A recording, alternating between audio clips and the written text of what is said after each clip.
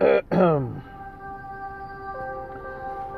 second book of Maccabees, chapter 1, verse 1. The brethren and the Jews, or the Israelites that were at Jerusalem and in the land of Judea, wish unto the brethren, the Israelites that are throughout Mitzrayim, health and peace. 2. God be gracious unto you, and remember thy covenant that thou made with Abraham, Isaac, Jacob, and thy faithful servants. 3.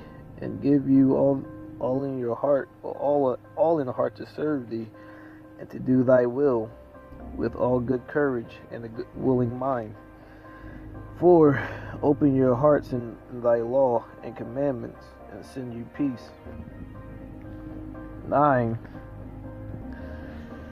Now see that ye keep the feast of the tabernacles in the month of Kalib. 10. In the 168th year, the people that were at Jerusalem and in Judea, and the council in Judah, send greetings and health to Aristobulus the king, Ptolemy's master. So King Ptolemy's master, who was of the stock of the anointed priests, and to the Israelites that were in Mitzrayim.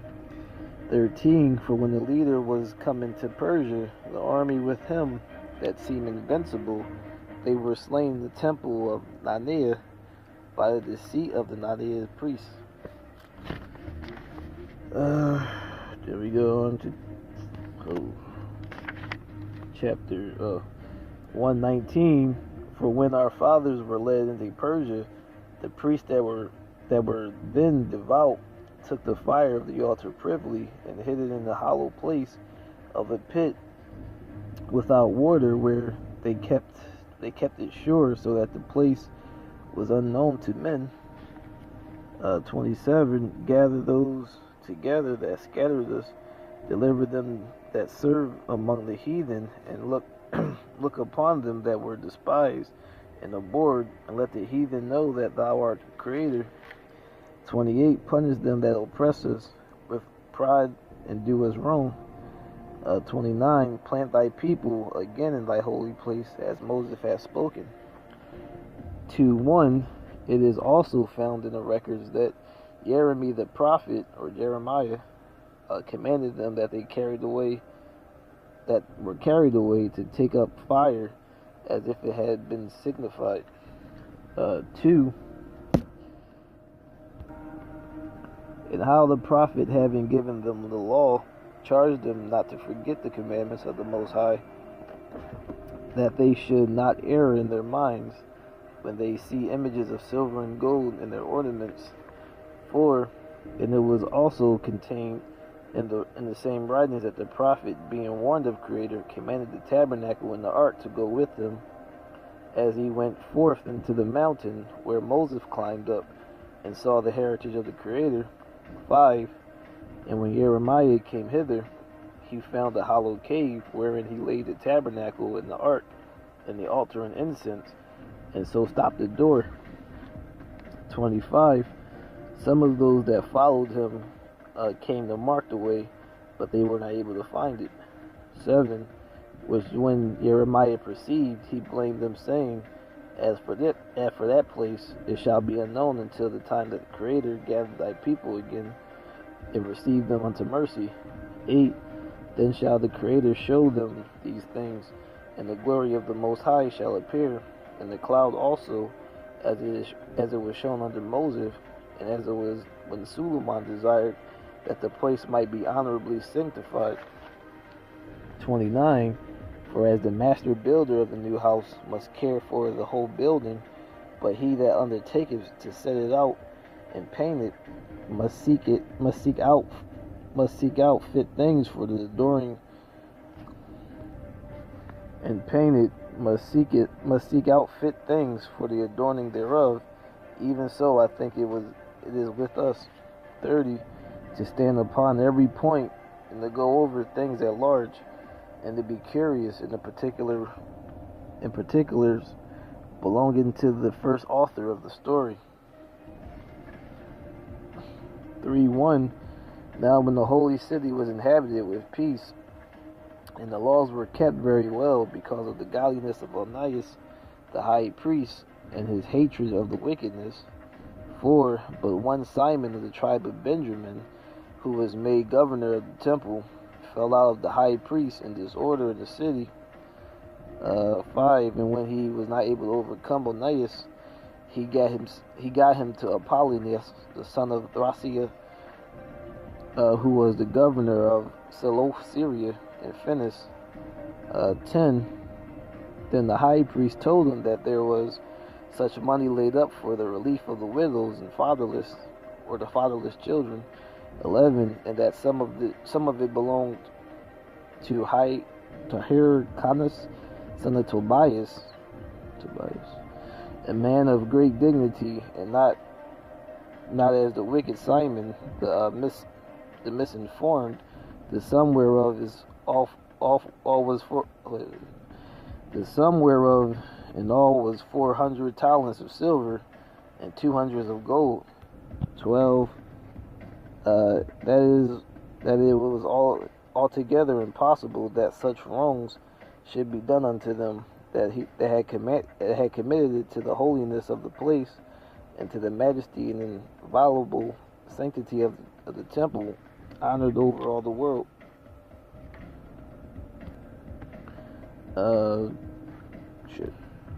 For one, this Simon now, of whom we spoke before, having been a beware of money and of his country, slandered Onias, as if he had terrified Herodotus, and been a worker of these evils. Thus was he bold to call him a traitor, that deserved well all the city, and tender his own nation, and was so zealous for the law. 13. Now such was the heights of the Greek fashion, and increased the heatheness of the heathenist manners through the exceeding profaneness of Jason, that ungodly wretch, no high priest. 14. That the priest had no courage to serve any more at the altar, but despising the temple and neglecting the sacrifices, hastened to be partakers of the unlawful allowance in this place of exercise, after the game of disgust called them forth.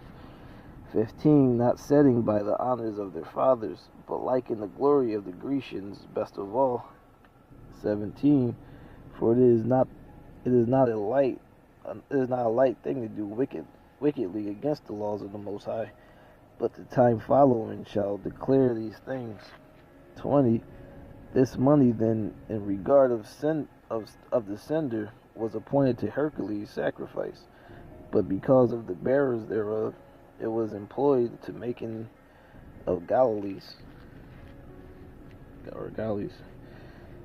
26. Then Jason, who had undermined his own brothers, being undermined by another, was compelled to flee into the country of the Amorites. 45. But Menelaus, being now convinced or convicted, promised Ptolemy, the son of Dorymenes, to give him much money if he would pacify the king towards him. 46. Whereupon Ptolemy, taking the king, 46. Whereupon Ptolemy, taking the king aside into a certain gallery, as it were to take air, brought him to be of another mind.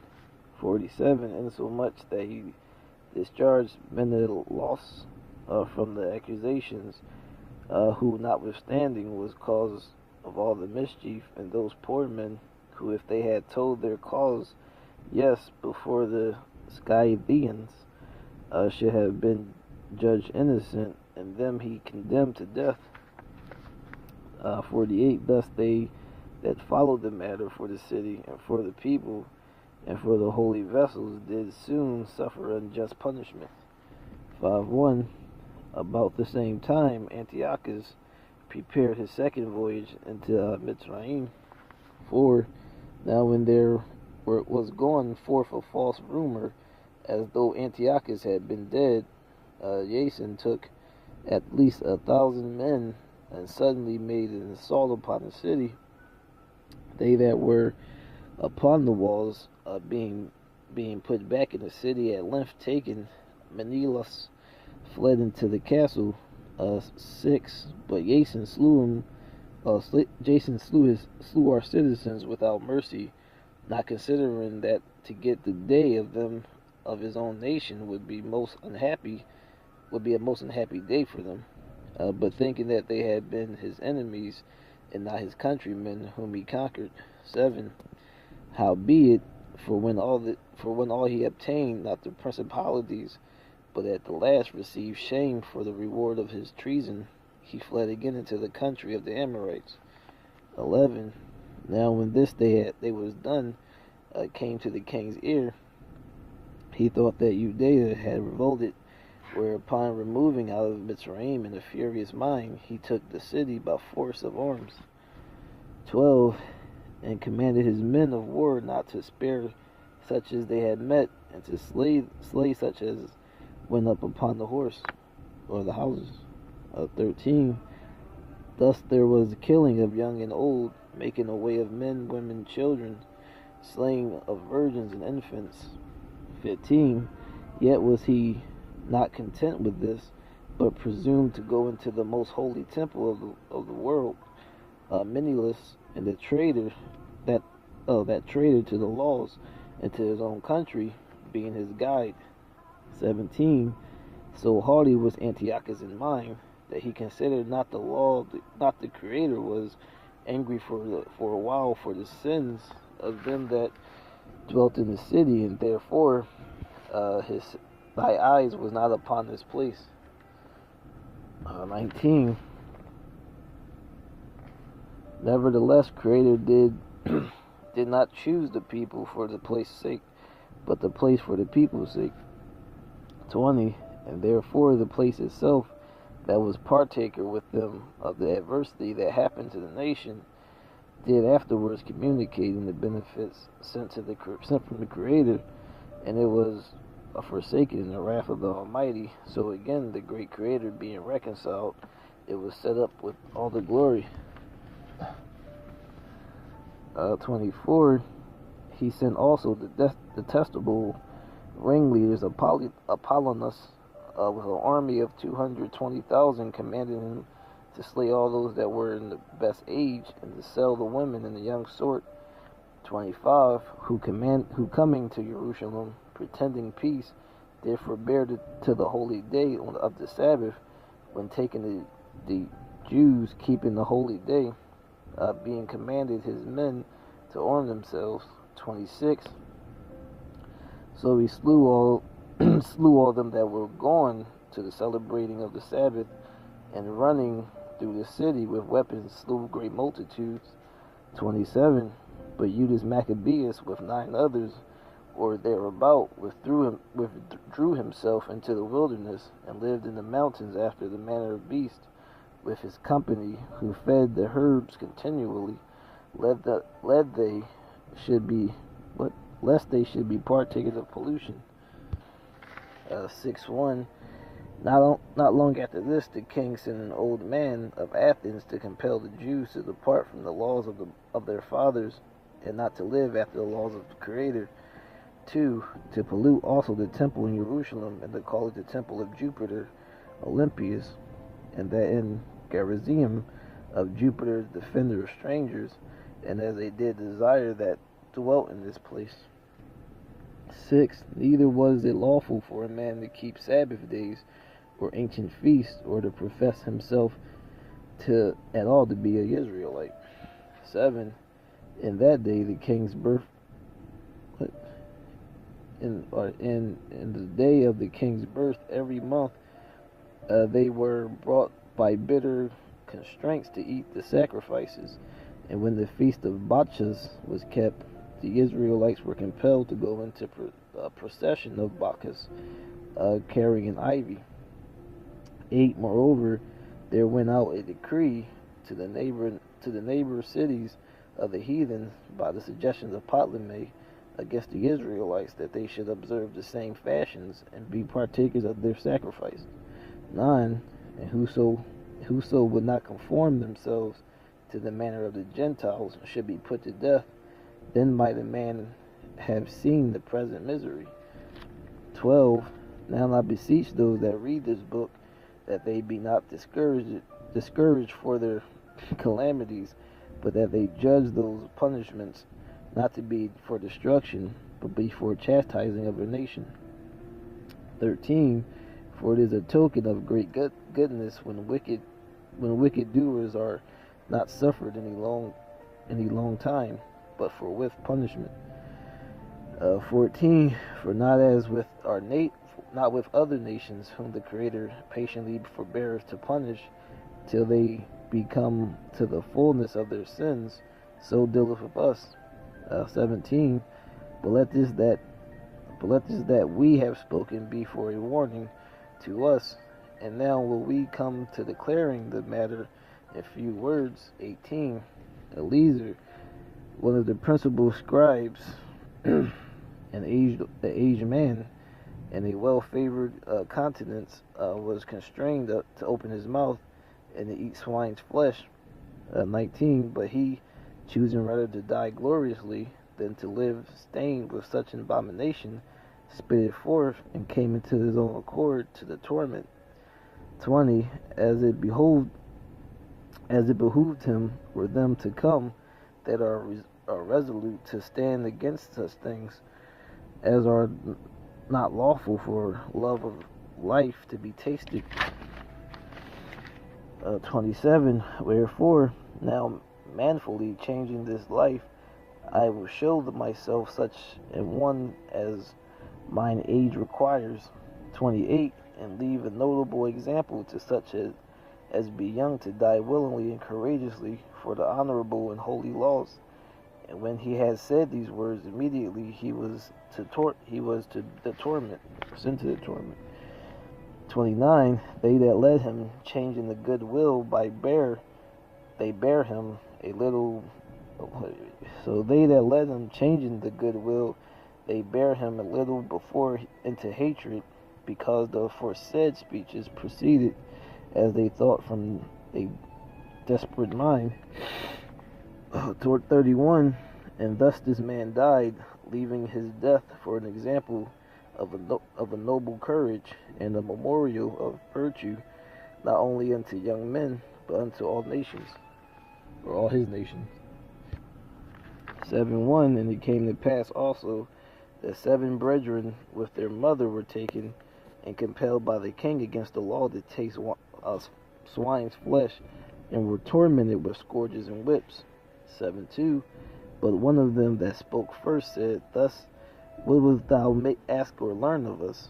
We are ready to die rather than to transgress the laws of our fathers. 3. Then the king, being enraged, commanded the pans and cauldrons to be made hot. 4. Which forthwith being heated, he commanded to cut off the tongue of him that spoke first, and to cut off the utmost parts of his body, and the rest of his brethren and his mother looking on. Exactly. Ain't nothing changed. 5. Now when he was maimed in all his members, he commanded him, being yet alive, to be brought to the fire, and to be fried in the pan. What does it say about Christ? No. Babylonian.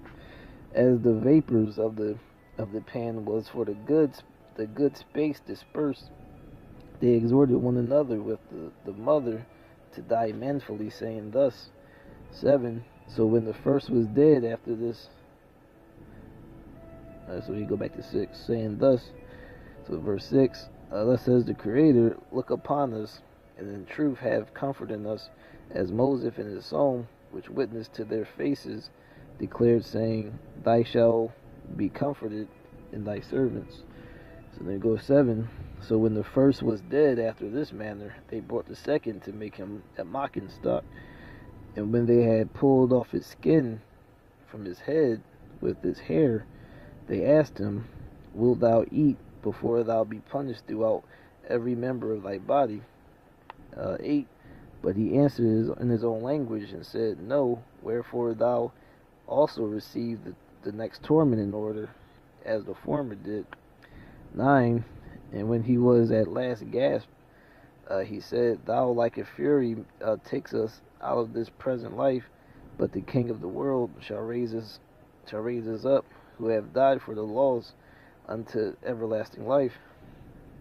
10. After him was the third made a mocking stock, and when he was required, he put out his tongue, and that right soon holding forth his hands manfully. 11. And said courageously, These I had from the heavens, and for thy laws I despised them, and from him I hope to receive them again. 12. And so much that the king, that they that were with him marveled at the young man's courage, for he nothing regarded the pains. 13. Now when this man was dead also, they tormented and mangled the fourth in like manner. 14. So when he was ready to die, he said thus, It is good, being put to death by men, to look for hope from the Creator, to be raised up again by thee. For as thee, thou shalt have no resurrection in life, till life. 15. Afterwards, they brought forth the fifth also and mangled them. 16. Then looked he unto the king and said, Thou hast no power over men, or thou hast power over men. Thou art corruptible. Thou doest what thou wilt. Yet think not that our nation is forsaken of Creator. 17. But abide a while, and behold thy great power, how thy will torment thee and thy seeds. 18. So that answers the question of why your children gotta suffer. 18. After him also they brought the sixth, who being ready to die said, Be not deceived without cause, for we suffer these things for ourselves, having sinned against our Creator. Therefore marvelous things are done unto us. 19. But think not thou that takest in hand to strive against the Creator, that thou shalt escape unpunished. 20. But the mother was marvelous above all, and worthy of honorable memory, for when she saw her 7 sons slain within the space, her sons, children, slain within the space of one day, she bare it was a good thing, and good courage, because of the hope that she had in the Creator. 21. Yes, she exhorted every one of them in her own language, filled with the courageous spirit, stirring up her womanish thoughts with a manly stomach. She said unto them. 22. I am not able to tell how ye came into my womb, for I neither gave you breath nor life, neither was it I that formed the member of every one of you. 23. But doubtless the Creator of the world, who formed the generation of man, and found out the beginning of all things, will also of thy own mercy give you breath and life again, as ye now regard not your own selves for thy law's sake. 24. Now Antiochus, thinking himself despised, and suspecting it to be a reproachful speech, while the youngest was still yet alive, did not only exhort him by words, but also assured him with oath that he would make him both rich and happy if he would just turn from the laws of his fathers, and also that he would take him for his friend and trust him with his affairs. 25. But when the young man would in no case hearken unto him, the king called his mother and exhorted her that she would counsel the young man and save his life. 26. And when he had exhorted her with many words, she promised him that she would counsel her son. And 28. I beseech thee, my son, look upon the heavens and the earth, and all that is therein, and consider that the Creator made these things, and so was mankind made likewise. 29. Fear not this tormentor, but being worthy of thy brethren, take thy death, that I may receive thee again in mercy with thy brethren. 30. While she was yet speaking these words, the young man said, Whom wait ye for? I will not obey the king's commandment, but I will obey the commandments of the law that was given unto our fathers by Moses. 31. And thou that hast been the author of all mischief against the Hebrews shall not escape the hand of the Most High. 33. And though the living Lord or Creator be angry with us for a little while for our chastising and correction, yet shall thy be at one again with thy servants. 34. But thou, godless man, and other most wicked, be not lifted up without a cause, nor puffed up with uncertain hopes, lifting up thy hand against thy servants of the Most High. 36. For our brethren whom have suffered a short pain, and did under Creator's covenant of everlasting life, but thou through the judgment of the Most High shall receive just punishment for thy pride. 37. But I, as my brethren, offer up the body and the life for the laws of our fathers, beseeching Creator that thou would speedily be merciful unto our nation, and that thou by torment and plagues mayest confess that thy alone is the Creator. 39. And the king being in a rage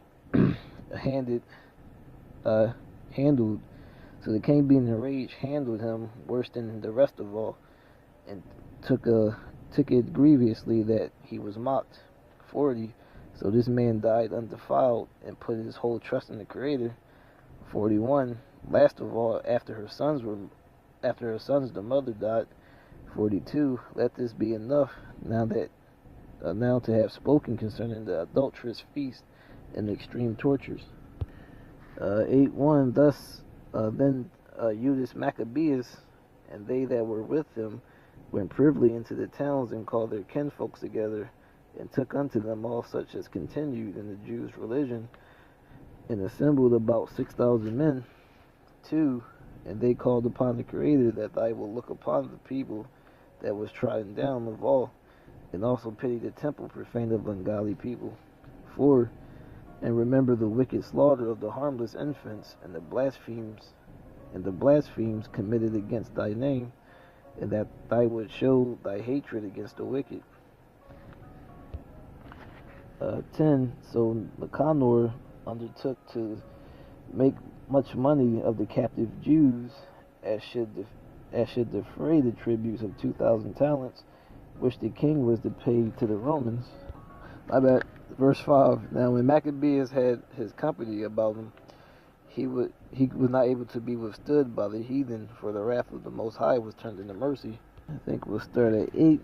So when Philip saw that this man increased little by little, that the things prospered with him still more and more, he wrote to Ptolemais, the governor of Syria and Sphinx, to yield more aid to the king's affairs. 9. For with choosing Nicanor, the son of Patroclus, one of his special friends, he sent him with no fewer than 20,000 of all nations under him, to root out the whole generation of the Israelites. And with him he joined also Gorgias, a captain who in matters of war had great experience. 10. So Nicanor undertook to make so much money of the captive Israelites as should defray the tribute of 2,000 talents, which the king was to pay to the Romans. 11. Wherefore immediately he sent to the cities upon the sea coast, proclaiming the sale of the captive Israelites, and promised that they should have 80 bodies for 1 talent, not expecting the vengeance that was to follow upon them from the Almighty. 14. Others sold all that they had, and withal besought the Creator to deliver them, being sold by the wicked Nicanor before they met together. 16. So Maccabeus called his men together under the number of 6,000, and exhorted them not to be stricken with terror of the enemy, nor to fear the great multitude of the heathen who came wrongfully against them, but to fight manfully. I think 17. And to set before their eyes the injury that they had unjustly done to the holy place, and the cruel handlings of the city, whereof they made a mockery, and also the taking away of government of their forefathers. government. 21. Thus, when he had made them bold with words and ready to die for the laws in the country, he divided his arms into 4 parts. 25. Took their money that came to buy them and pursued them far, but lacking time they returned. 26. For it was the day before the Sabbath, and therefore they would no longer pursue them. 27. So when they had gathered their armor together and spoiled their enemies, they occupied themselves about the Sabbath, yielding exceeding praise and thanks to the Most High, who had preserved them unto that day, which was the beginning of mercy, distilling upon them. 28. And after the Sabbath, when they had given part of the spoils to the maimed, and the widows and the orphans, and the residue they divided among themselves and their servants. 32. They slew also Phalarchus, the wicked person who was with Timotheus, and had annoyed the Israelites many years. 33. Furthermore, at such time as they kept the feast for the victory of their country, they burnt Callisthenes, that had been set fire upon the holy gates, and who had fled into the little house, and so he received the reward meet for his wickedness. 36. Thus he that took upon him to make good to the Romans their tribute by means of the captives in Jerusalem, told abroad that the Israelites had God to fight for them, and therefore they were not able to be hurt, because they followed the laws that gave them liberation.